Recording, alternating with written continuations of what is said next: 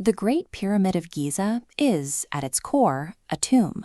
It was built to hold the remains of pharaohs, rulers the ancient Egyptians worshipped as living gods. But looking at the arid landscape of North Africa, a geographic paradox emerges. How did an early civilization manage to design, fund, and assemble such colossal structures in the middle of a barren desert? Erecting these mountains of stone required tens of thousands of organized workers, highly advanced mathematics, and a massive supply chain capable of transporting heavy materials over long distances. The secret architect of these monuments didn't come from the heavens. It was the water flowing right through the dirt, the Nile River. The mystery of the pyramids is solved by analyzing the massive logistical water engine that delivered the materials across the desert. The first requirement for a massive labor force is food, and the Nile provided a reliable agricultural base right in the middle of the desert. Because the river flooded predictably each year, farmers could consistently generate surplus crops. That surplus meant the society could support a centralized army of workers who dedicated their time entirely to construction rather than farming. Once the workforce was fed, the Nile served a second crucial function.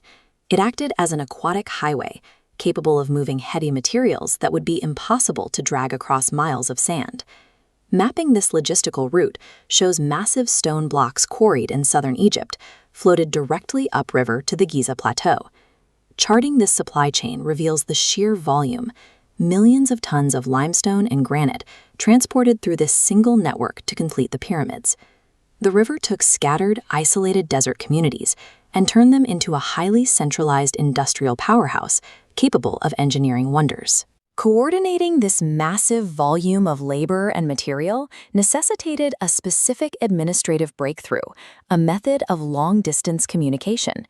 The Egyptians developed hieroglyphics, one of the earliest known writing systems in human history, to record complex plans and communications. By recording data in this structured format, architects could coordinate the distribution of labor and maintain precise engineering blueprints across massive project sites. The motivation driving all of this advanced mathematics, writing, and engineering was deeply religious. They were trying to secure physical immortality for their pharaohs. This meant engineering massive architectural guardians, like the Sphinx, to protect these eternal resting places from thieves and the elements. Inside the tombs, we find the physical culmination of their scientific and medical knowledge, carefully preserved alongside intricate gold craftsmanship, like the funerary mask of King Tutankhamun. Every scientific milestone achieved by the Egyptians, from understanding astronomy to practicing early medicine, ultimately served as a tool to manufacture eternity for their rulers. Building these monumental tombs required a massive logistical engine, but once that engine was running, it created a permanent byproduct: thousands of years of entrenched dynastic wealth. Later generations expanded on this foundation.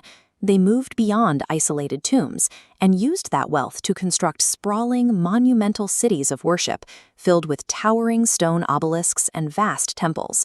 The same river transport network that carried stone also carried agricultural surplus and trade goods to neighboring civilizations. This internal stability provided the resources and naval expertise for pharaohs to project power into the Mediterranean and the Near East.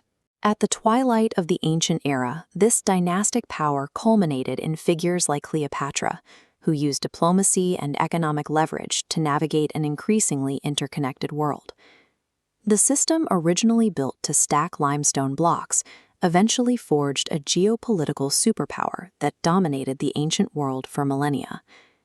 Long after the fall of the pharaohs, the geographic advantages that built their empire remained intact.